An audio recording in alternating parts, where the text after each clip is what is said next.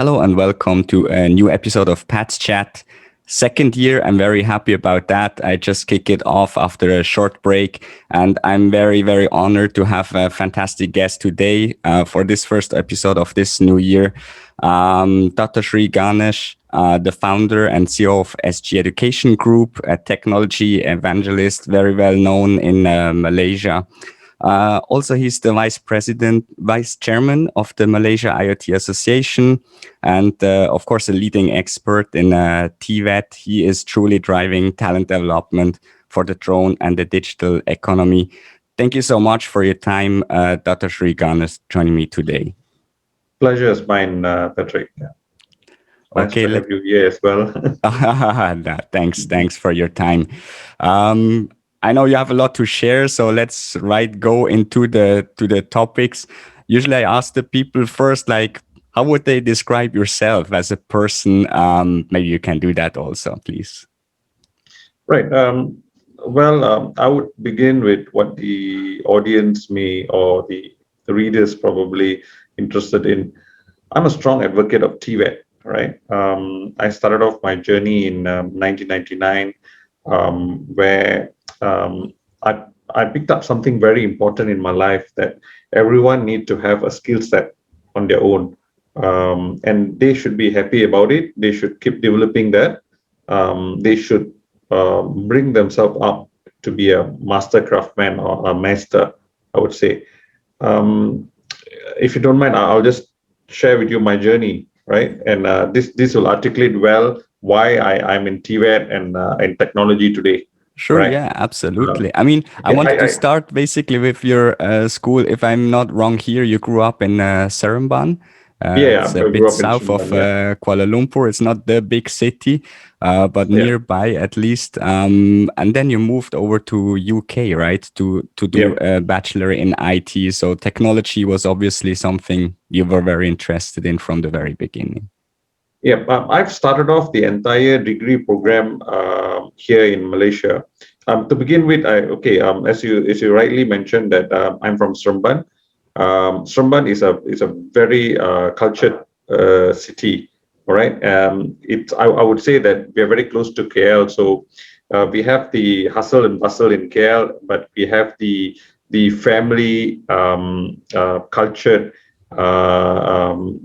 thing in Seremban, right? So people go to work from at 9 o'clock and then come back at 5 o'clock. They spend a lot of time with family and so on. So we grew up in that kind of culture, you see.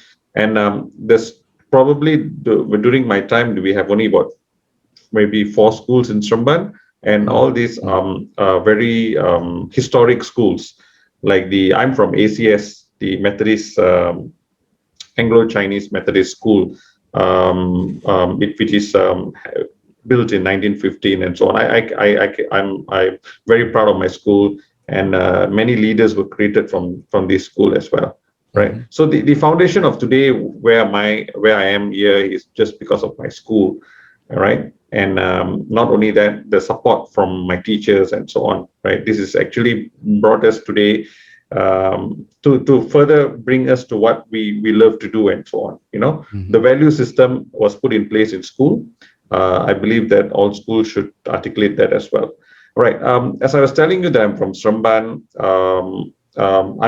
I would say that I worked hard in my school days, and I was offered 3 public universities then, right, where public universities were almost impossible for, I would say, we have the Malay, Chinese, and Indian quota, right? So those days to get into university, and if you're an Indian, it's difficult, right? So I was one of them that not one, I got 3 public universities, but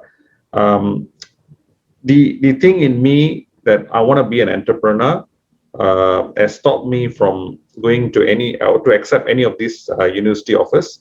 I wanted to work and study. So I started off my graduate diploma in KDU. Then I entered into a program on a degree program with Lincolnshire and Humberside, and I completed the entire program. My journey of TVET actually started while I was working after my SPM, right? Where when I started to work, as a part timer. Those days that you don't get much jobs, many jobs in Seremban, the Mhm. city where I come from. So for us, KL, it's a city that we go there to start our career and so on. So I was in probably in KL in 1995, and I was looking for a job, and I was very fortunate. Um, I was hired in a optometric shop, right? Where this particular gentleman hired me to do a data entry in the evening and to take care of his shop while in the daytime, right? So I look feasible for him because I can do I was multitasking, right? And I picked up something important during my tenure there as a part timer, right? Then I became a full timer. In fact, I was working in this optometric shop where, in a short period of time, my boss entrusted me to cut expensive lenses.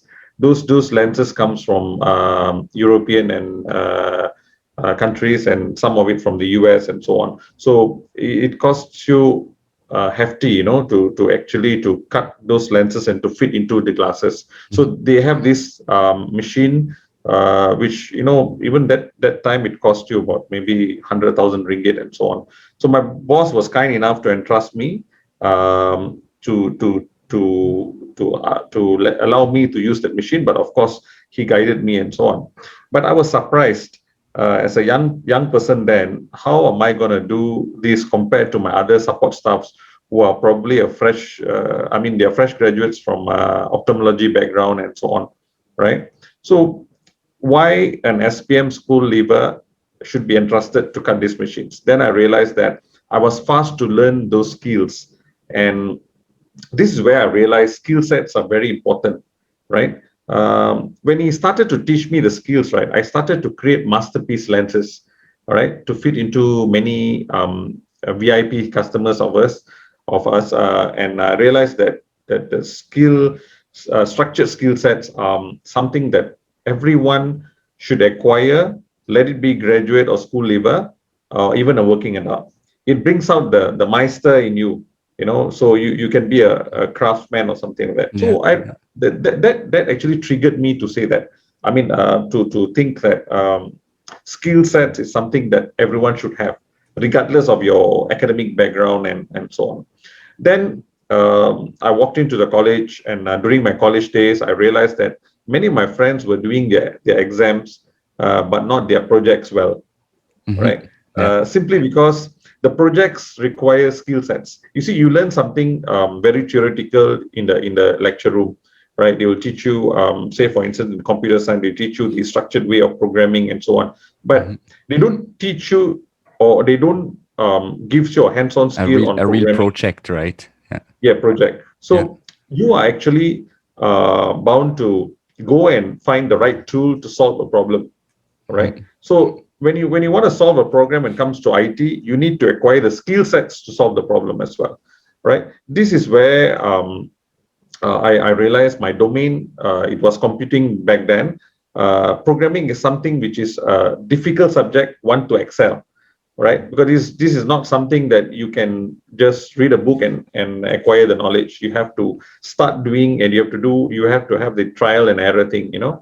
Then I started tutoring my friends on the programming skill sets, and many did well in their projects. Then it triggered me again, saying that I think skill sets are something that everyone should have, and take into any vertical they want to venture in or they want to excel. They must have a skill set with them, right? Then this really affirms me that skills training is an element that missing in the education vertical back then, Mm. right? Yeah. And back then, our Ministry of Human Resources, they have a very small department on skills. In Malay, they call it Jabatan Pertukangan. All right, Jabatan Pertukangan simply means that, not a fancy word for skills, but just like skill sets for vocations that you choose, right? So when I realized that it is not going to be driven by government, right? It's not their policy back then. I want to I understand that the industry should be driving this. So I was very focused in leveraging in this domain, and this is where I was had an opportunity to start my first institution in Rawang, when where it is highly populated by industry areas. Right? If you take for Rawang, you have this famous brand called Perodua, Lafarge Cement, and you have these Ingress, all these car manufacturers, um, all these raw material processing factories were there. There. Mm. There was a scenario where when I started out my institution, I don't want to run programs just to um, make money then.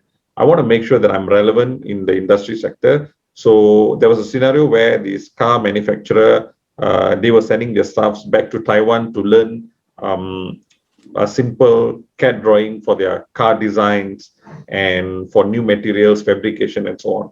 So I was in the right position to propose them cost saving proposal where I introduced the train the trainer skills program for the organization, which I saved 70% of their costs. There, boom, they got the idea that Wow.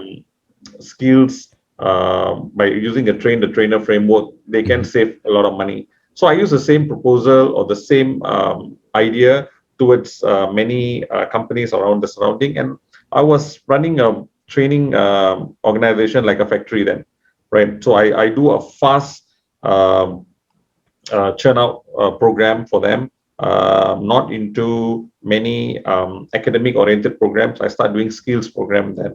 So this has actually caught many organizations interest, and they were coming to us for training for specific programs. So what I do is, say for instance, you need to do training for a specific area, fabrication, then I identify the industry experts in that area. I give them the knowledge of um, delivering skills program, and they deliver the program at their own pace, right?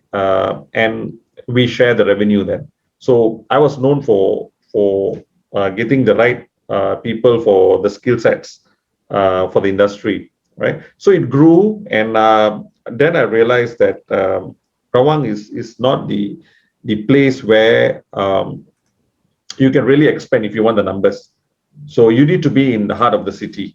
Then we moved back we moved into to KL, and this is where a proper institution started. Then where I want to make sure that there's a clear articulation in place, where the school leavers come into a program, and this program we will bridge the skills to career, and we get the industry to get them in place. While I was doing that, the government has actually they did a quick transformation. They come out with the Department of Skills, where they require people like us to advise them. This is where they appointed me as the industry expert, the national industry expert for IT and IT and information system programs and other technology programs. So my job is to sit in the committee to develop the national occupational skill standards. I do also advise on government institutions on the standards that should be put in place for skills and so on. So while I was doing this, we also acquire knowledge. I cannot be the best in the industry, right? I have to also acquire knowledge from different skilled experts and meisters so that I can put things in place, right?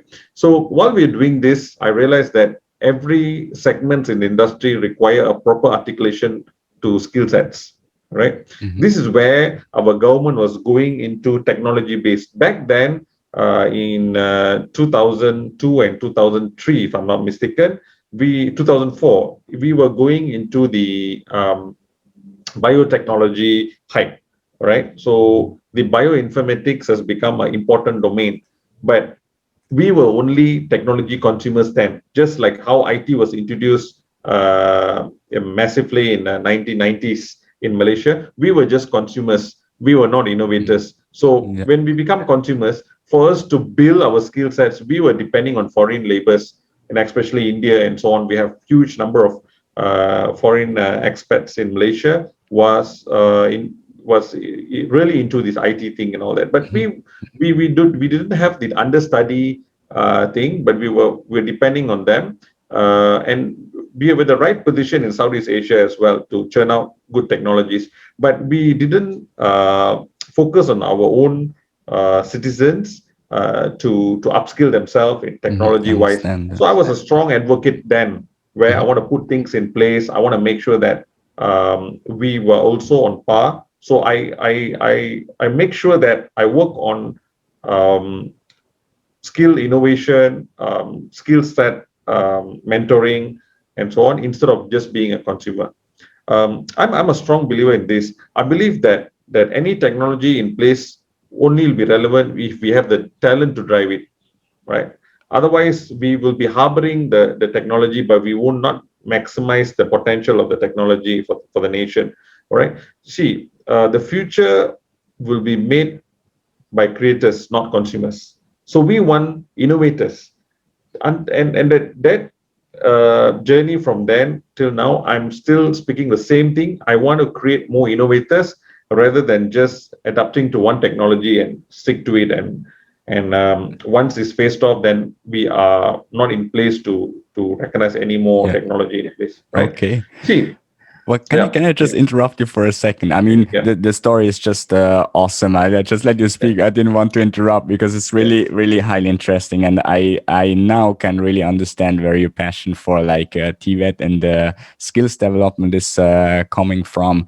Um, and also you mentioned a little bit like how that developed over time already, like like 20 years ago you started, right? It's 2 decades, right? How would you see like the TVET or this education system in general changed, right, to the better? Like what is so different today than like 20 years ago when you started with that?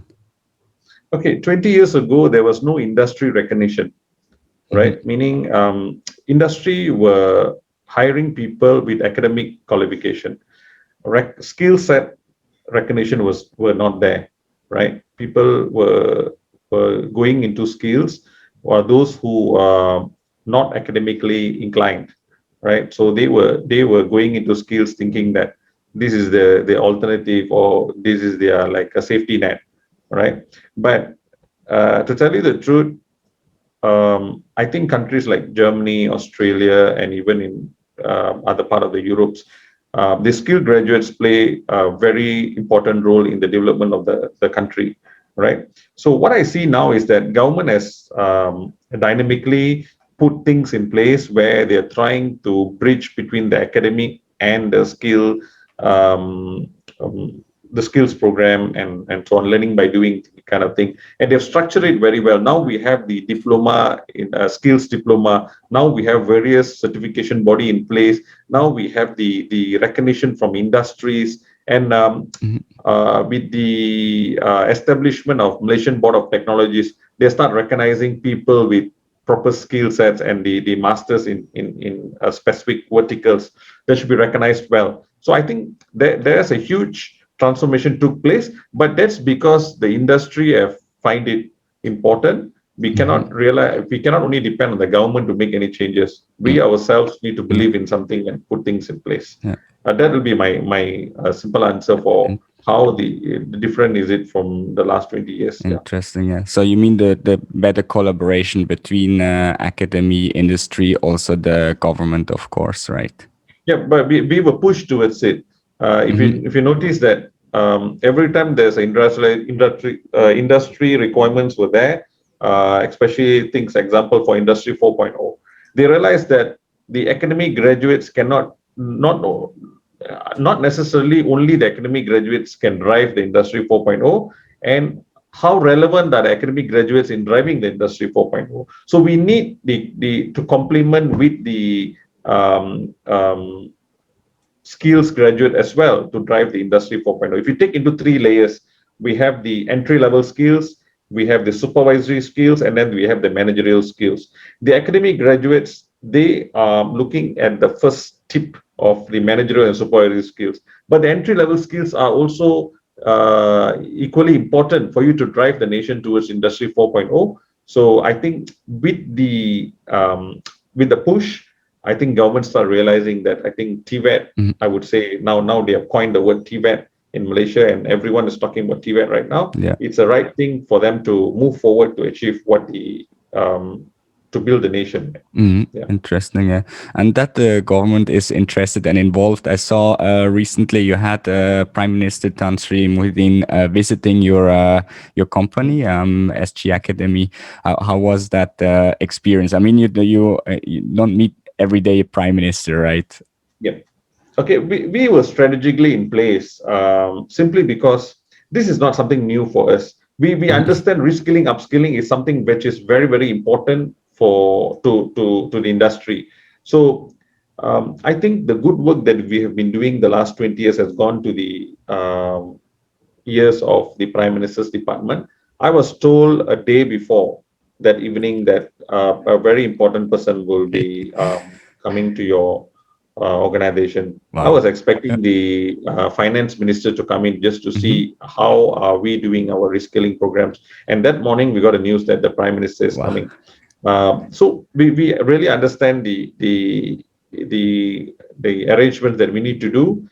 So we got our industry partners to come in. We got our students, trainees who are in the upskilling and reskilling segments to come in as well. But it was a big challenge because that time was still we were facing this MCO and conditional movement orders and so on. So we had a big challenge. But this is not a new experience for us. If you clearly see that we had the previous prime minister launching our drone program as well, all Hmm. right, and that was Yeah. pretty True. much an organized program. But this was a sudden visit, and you were given less than 24 hours notice, and the PM Wow. walked in. He was there supposed to for 30 minutes, and he took about more than an hour there, right? And he I mean, not to boast, but he was happy with what we are doing. The finance ministry was very happy with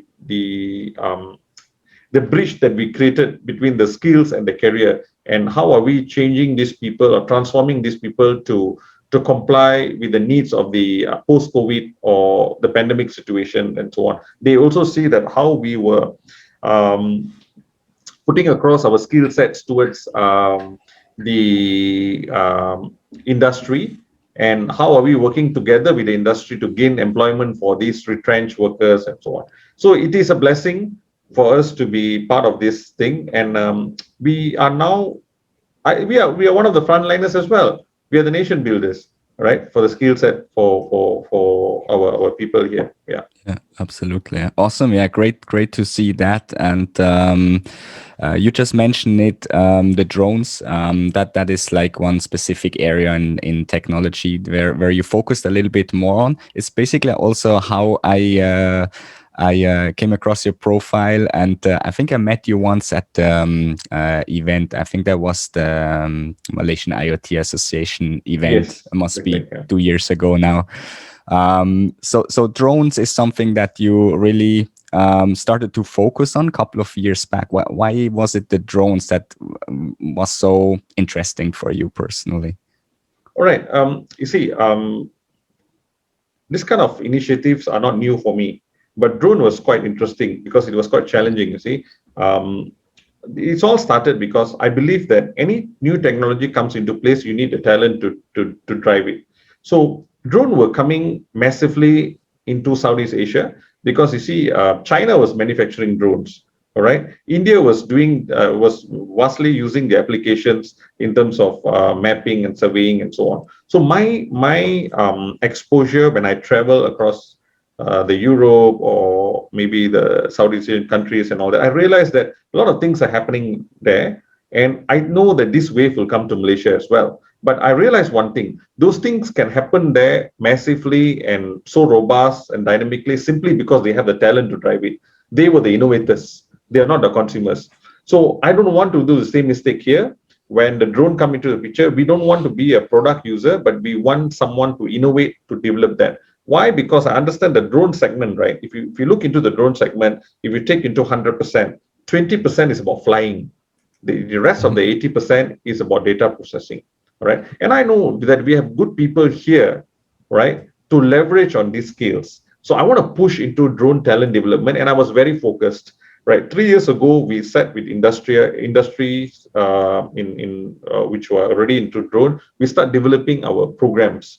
We call it we are the pioneer in certified drone operator profession program, a drone precision agriculture program, and all that. And we start doing for government agencies and so on. It's a structured program which is co-created by the industry as well. Right, this is long before even CAM looked into drone, right? Hmm. The civil aviation. Yeah, yeah. Then we were the front runners where we start putting things in place.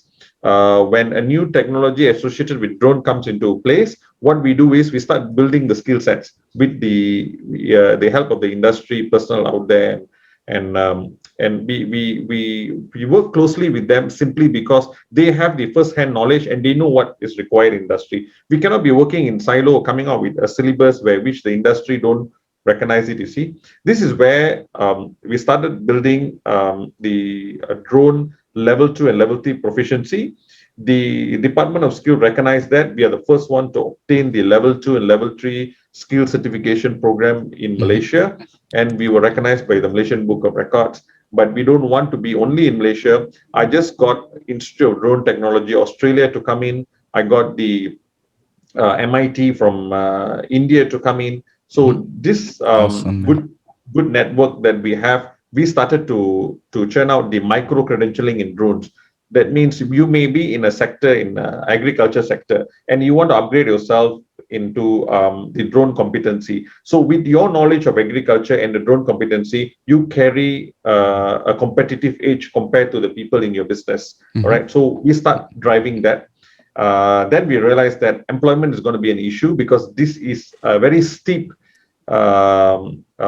area that we're looking at. So we need to have the maturity, the business maturity phase to kick in Malaysia. So what we did was we worked closely with the agency. We start coming out with drone gig initiatives where people they acquire drone competencies, but they are employed or probably they are working as part-time and so on. So they go out there and complete a certain projects and so on and earn credits and also their competency points.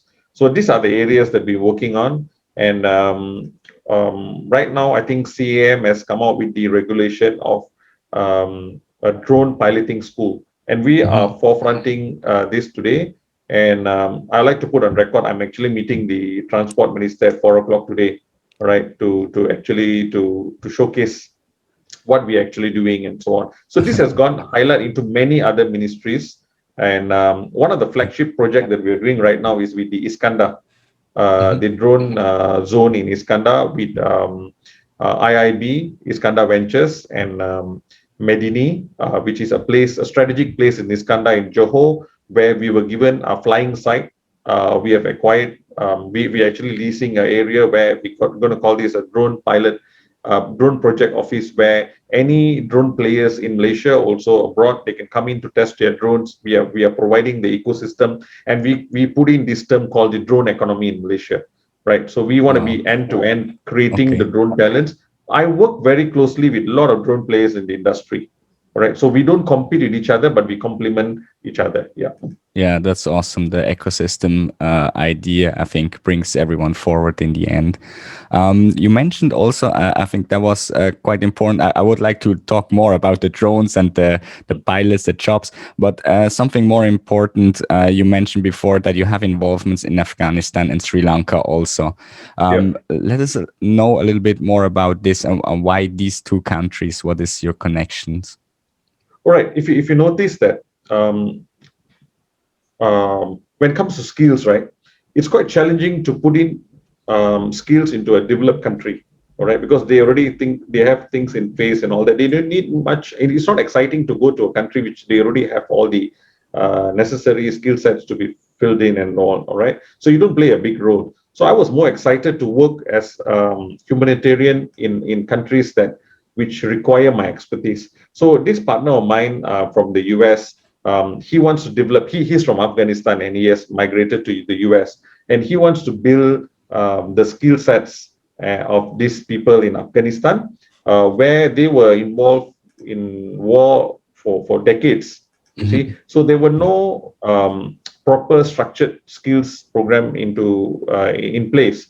So back in 2017 and 2018, we were putting things in place with city and guilds, and there were policies saying that the UK company or the US company, they cannot go into Afghanistan because it's a red zone Yeah. then. Mhm. So, but Malaysians were exceptionally was not restricted to go there unless, I mean, if you want to contribute. So what I did was, with my strong affiliation with City and Guilds, I want to bring the certification to Afghanistan. But City and Guilds has entrusted me to set up the entire vocational vertical in Afghanistan before they can actually accredit those. So me and my partner in the US, we took the risk. We went to Afghanistan. My partner had a facility, right? We did the trainer program. We get them to recognized by city and guilds. And then most of the trainers, we did the training back in Dubai so that we can save some costs and all. Because if in order for you to go to Afghanistan, there's a lot of formalities. You see, I waited Mm. nearly a month to get my visa done and Ah, to get the Visma Putra approval for me to go there. And it's kind of scary, everywhere is bombing and so on. But I took the risk. It's quite exciting, and I have some video clips which I've spent my time there and did. I was there maybe 4 to 5 days, if I'm not mistaken. But I had a good time. I went with my another the friend of mine who also in vocational frontier. He actually contributed there as well. So we have that satisfaction that we actually set up a formal skills training program in Afghanistan. All wow. right. Yeah. Same goes Okay. to Sri Lanka. Sri Lanka then was a war-torn country. Mhm. If you go towards the east and so on, so I really want to bring in the skills program to this area. I collaborated with another friend in Sri Lanka way back in 2004 and so on. And today he runs one of the best automobile vocational training center in Sri Lanka. All right, which I was involved in the earlier setup, and I'm still involved in their articulation program and any new program to be introduced. And excitingly, I also went to Bhutan to set up the same skills program thing, and I we actually brought in the first group of 90 over students from Bhutan to Malaysia on the skills transformation program. Wow. So we are quite excited to work on, but this MCO is actually, I mean, this COVID-19 actually slowed us down, but the online platform has given us the leverage to reach out to these people as well, like how I'm talking to you. That's another Yeah. advantage. That, this news will spread to all the other TVET players as well. Yeah. Yeah, awesome. It sounds really exciting. I'm happy to see more, or even regionally, coming from you and the company. Awesome stories. In respect of your time, which I really appreciate. I think we come to a close for today. Maybe we can do a follow-up session, focus more on the Yeah, drones yeah, it's a stuff. pleasure. That would be awesome. And I hope I can meet over coffee or tea very soon again. I think the situation gets a bit better. So I'm looking forward to that. I really want to thank you for your time, sharing your experience, the stories, and the projects that you're working on and that are upcoming. Please connect with Sri Ganesh over LinkedIn. I put also the links to the web pages of the SG Academy, so people can follow there and see what's going on. Maybe I ask you a last question. Yeah, Um, please. some words of inspiration for the younger audience here when it comes to skills and yeah, the students don't know what direction they should go right next. What is your Mm. recommendation? What is the most important skills they should develop right away? Okay, straight to the point. If you take the younger generation, we must understand if we are teaching students the languages of letters and numbers to able to speak, understand, and impact this world, right? Math, science, technology, you cannot run away from it, all right? But you must understand skill sets must be also part of this math, science, and technology, right? If we want students or anyone to able to understand the technology that they use every day, they need to start providing them the building blocks from beginning itself. That is what we call skills. right? Learning by doing. The ability to code, example, enables young people to become creators rather than consumers. Students with the creative capacity and technical literacy will hold the power in the future, right? They are the next generation of entrepreneurs. Focus towards that vertical. Make sure that any vertical that you have, you learn the skill sets. Not only your mind is not to your brain is not to store data. Your brain is to spark and to work things and to innovate things. With the growth mindset, I'm very sure that whoever that engage in this the future frontiers skill sets is something that very important, right? They need to incorporate this in all their studies. Yeah, that's my Awesome. message. Great. Right. Thank you so much. Thank you again, Dato Sri Ganesh, for your time, sharing your experience. And thanks to the audience for watching or listening to this episode. I hope it was as insightful for you as for me, inspiring, motivating also. And then I hope I can see you next week for another episode of Pat's Chat. Sure, Thanks. Patrick. Pleasure. Thank you for contacting me and thank you for hosting this. See you Sure. then. Right. Thanks to you. Bye. Have a great Bye. day. Bye. You too.